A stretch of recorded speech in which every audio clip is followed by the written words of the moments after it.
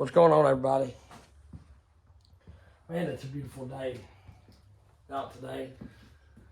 February the 2nd or 3rd, and it is 60 something degrees and sunny after being snowing for 2 weeks, 15 degrees for the high, then raining for a week, which it warmed up, but then it rained. So today you couldn't ask for much better. Been out cutting. I went and bit a tree. I bit a lot of tree jobs during my downtime, during the rain and my sickness. I've been over and under the weather. I've been over the weather because of the snow and rain for 2 to 3 weeks, and I've been under the weather because I've been sick for 2 weeks. Can't get rid of this. So I made this video 3 times, and I'm gradually getting better, but I didn't want to pain you through 30 minutes of me talking like Kermit the Frog, but I've got to get back to making content because my channel has fell off to nothing, and plus I'm ready to get making content. I feel pretty good. I just can't get my voice and my chest and my lungs to get back with the rest of my body. But I did do cutting today. I got some new saws in. Got quite a few new saws in. Been doing a lot of flipping, flopping, selling, trading. That's what I do, you know. Used to not do it as much back in the day, but since I started the channel, I do flip flop quite a few saws, and I have been getting a few other people builds. I bought a few other saws just so I can speak to it. And you know, for YouTube, I've tried a lot of things. Used to, I wouldn't run a steel saw, but you know, because of YouTube, I bought the 500i and the 400C, and I really fell in love with those 2 saws. They're good saws, but it's a new year, time for new saws, so I can have write-offs and stuff. So we're getting back to running some Huskies. I miss the way I miss the Husky fuel mileage. I miss their smoothness, and I miss, you know, which part of those steels was my fault. Those steels, I had those real loud exhaust on them, the air breathers and all that, more set up for kind of like a get-together saw, play work saw. Trying to get back to running just some work saw, something that ain't terribly loud, comfortable to run, gets good fuel mileage, just a good all-around work saw, which the other saws are good work saws, don't get me wrong. They're just loud, and they, you know, the steels drink a lot of gas. That's just all there is to it. So anyhow, I'll be showcasing them out through the channel. I got a Buxton work saw 550. I run it a little bit today. Runs pretty good. I've never had a ported 550. John Bob Millwright Skunk Work Saws. He's porting a 550 for me. Aaron A. Lynch is porting my 572 XPG. Of course, I've got the Buxton Work Saw 550, or 572, excuse me. I've run it some, ain't got a lot of time on it. I've got my Cajun 572 XP back. I had traded it off. It's kind of a long story. I traded it off and was looking to get back into the Huskies, and I was wanting some 572s again. And just so happened the guy that I had traded to originally, that had bought it, he gave me some money and some other things. We traded. Was wanting a 500i, so I ended up giving him a Ripsaw 500i. He gave me some cash and the Cajun 572, and everybody was happy. So got a little cash and got my 572 back. The Cajun ported for me. Also, I got rid of my little Echo 2511, and I ordered this from Redbeard Saws, Nick Stockel. It's a 540 Mark III top handle. Really good feeling saw. Through his website, ported and everything. $1,100, $1,000, something like that. I can't remember. But you can get that ported for the same price you can buy a brand new Stihl 201 TC or whatever. And to me, that saw feels better than the 201. That's just me. It's a little lighter. It definitely feels better than the Milwaukee stuff. It's not as light as the 2511, but it's got a whole lot more power. I've not done a ton of cutting with it. I have done some test cuts with it. So those saws are coming up. I've still got my 562. I finally got the new muffler in for it. All I did was muffler mod it, just like Aaron Cajun and bunch that everybody does. No pipes, just widen the factory exhaust outlet. And I'm gonna see how it does. I run it some. I run a couple tanks to it. It didn't die. It died one time right when I first swapped it over, and then it got better. So we'll see how it goes. I had a subscriber message me or leave in the comments. He's got a brand new 562 Mark II, and his is dying as well, and his is stock. So I don't know if they ain't got it figured out or what. We'll see on the journey. So, you know, follow along if you're wondering about the 562, because it will get run. I've got a lot of jobs bid, and got a lot of work to do.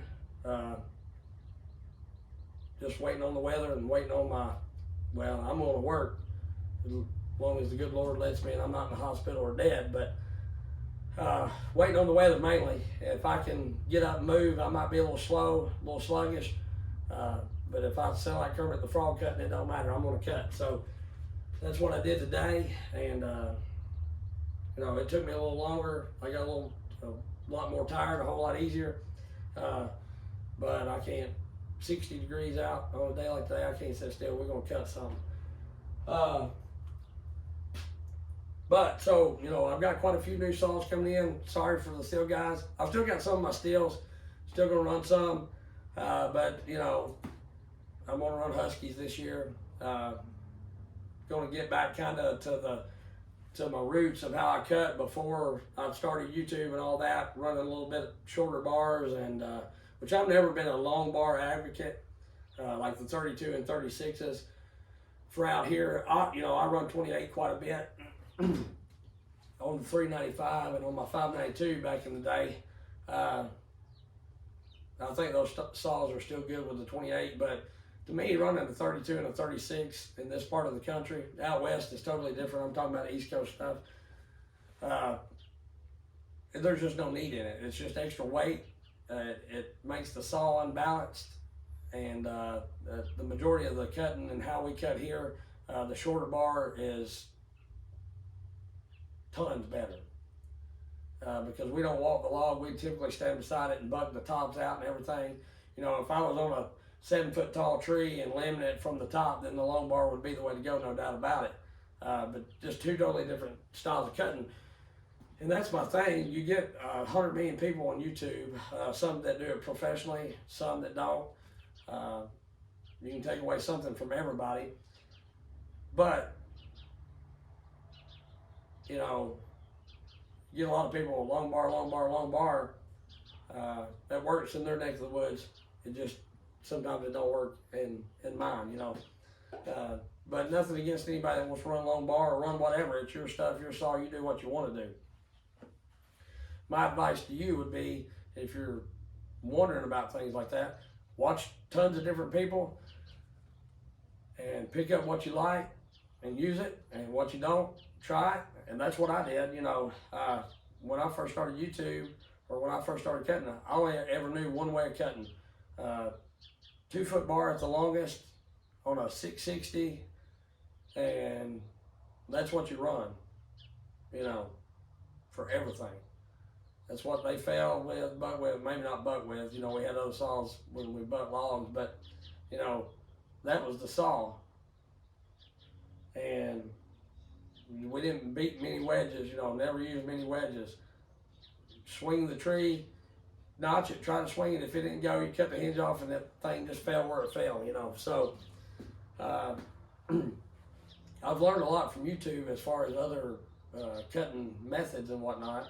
And I've tried it for YouTube, like the longer bars and different saws and all that kind of stuff. And you know, when I've been snaking them logs out and cutting them logs and stuff, I realized real quick, you know, the shorter the bar, climbing up them hills and hollers, you know, doing tree work's different. But me remembering, you know, climbing up them hills and hollers, I was grabbing shorter bars, lighter saws, you know. I do still like the West Coast dogs just due to the fact that they were good on back bar. And when they bite in, you can back bar real easy with them. I do take a flat file and kind of file them where they're not so sharp, so they don't bind in. And I've gotten rid of all my full wraps. I mean, I don't cut, a lot of times I don't cut right on the ground in the swell anyway, because to me it's not worth the time, depending on the tree, you know, just in species and everything. But the half wrap or the full wrap is just extra weight, and I don't ever cut that way. I don't like cutting with the clutch side up. I'd rather back bar on the trees I cut. Now, if I'm cutting something that was 6 foot, I wouldn't want to back bar a 3 foot bar, you know. Different styles of cutting, that's what people don't understand. Or some people don't, you know. But just my thing is take away what you can use and do what you do, and that's it. Another thing I want to talk about is this kind of gas, like that DPG oil, the biodegradable stuff that's $40 a gallon. That stuff's $40 a gallon. I'm not knocking anybody that uses that stuff. If you want to use the premix stuff, more power to you. If you can fit it in your budget. But my thing is, you're getting carbon built up a little bit no matter what. And it's all in where you want to spend your money at. You know, I can, what's up, Mom? What day did you do part 1 of 372? I don't know. When you have time, I want you to look, because that ladder was sitting over there. All right, well, no me. That ladder's missing. It was standing up. Oh.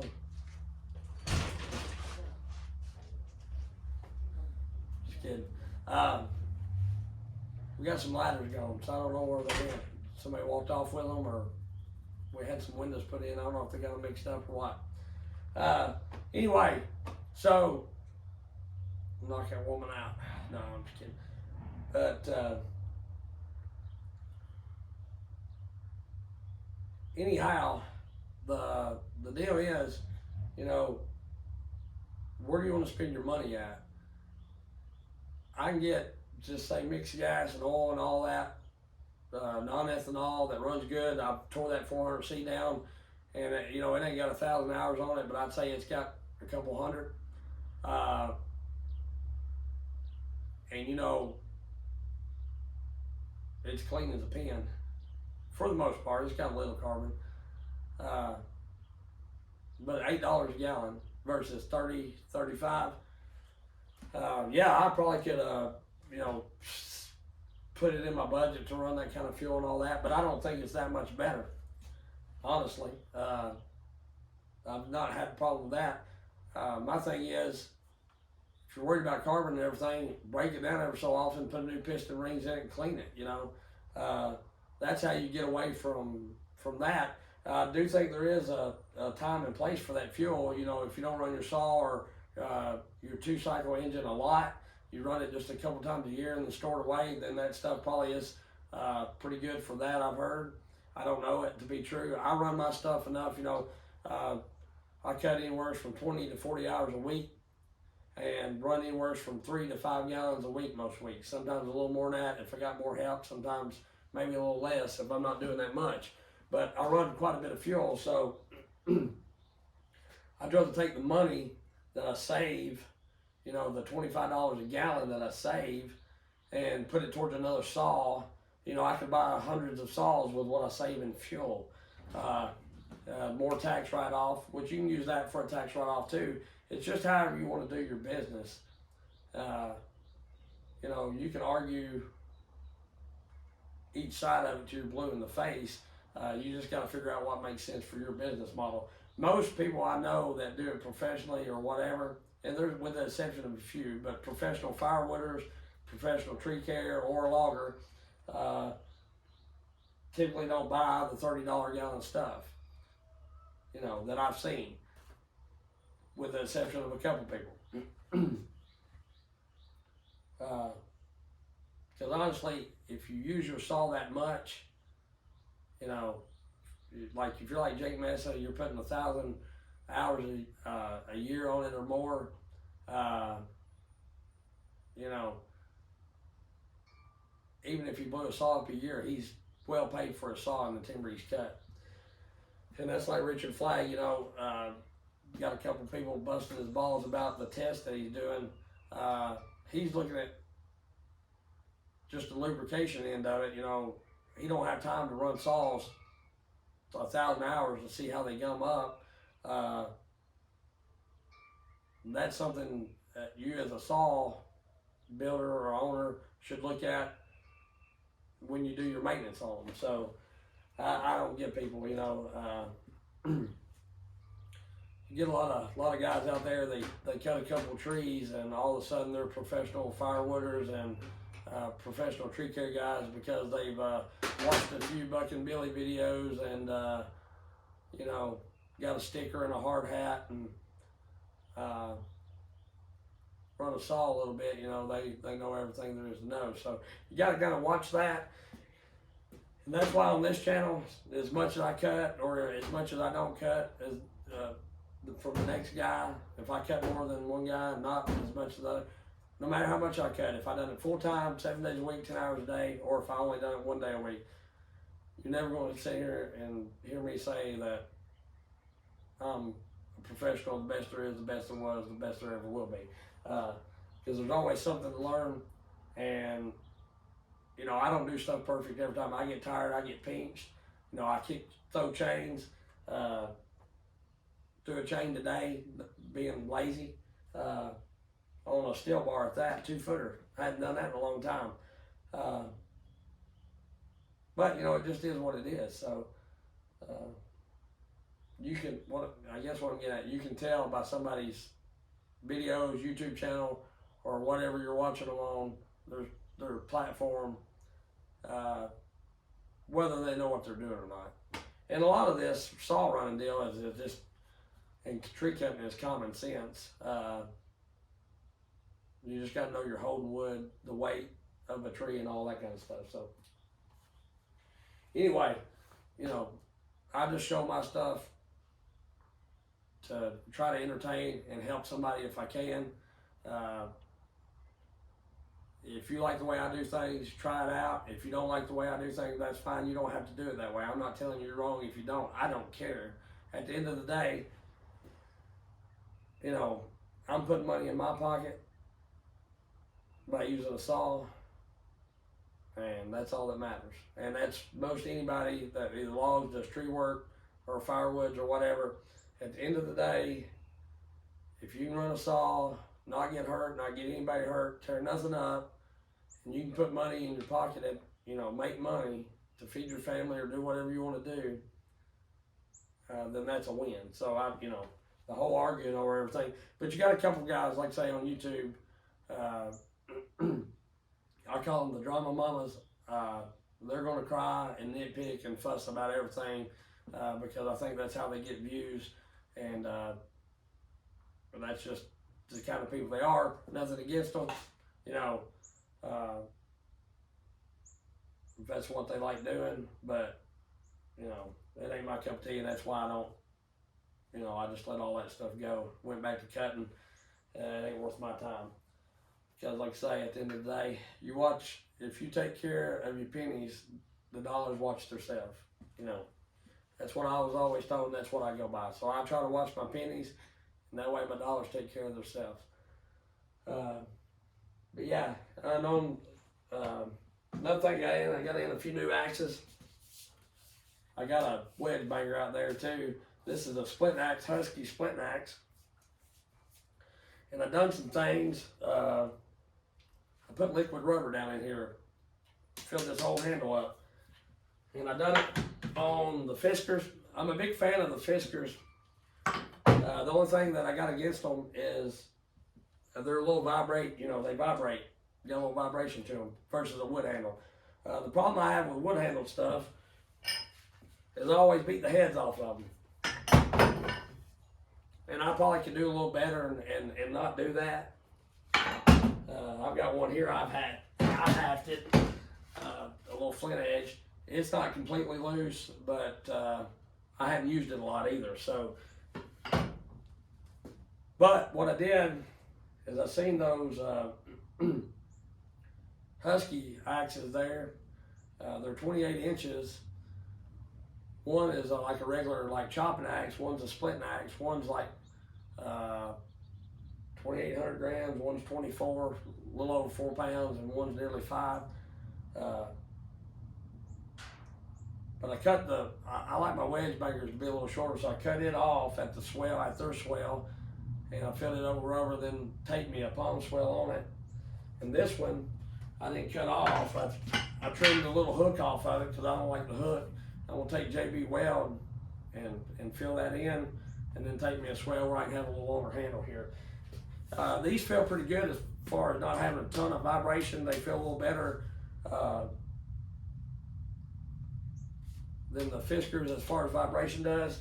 But the thing is, the head's also a whole lot heavier, and they're on a little shorter handle. So I like the longer for splitting now. For wedge banging, I like the short handle, but for splitting, I like the little longer handle and the light head because you can get that thing to whipping pretty good.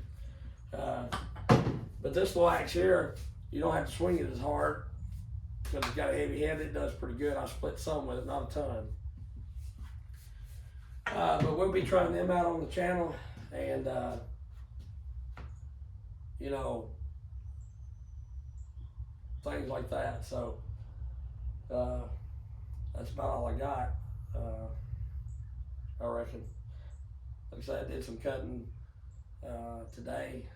Videos will be coming out of that. I don't know what this may come out before or after.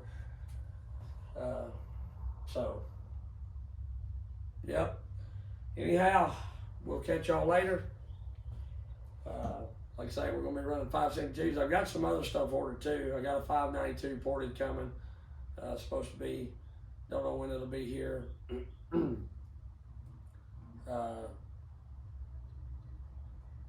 Aaron got my 572.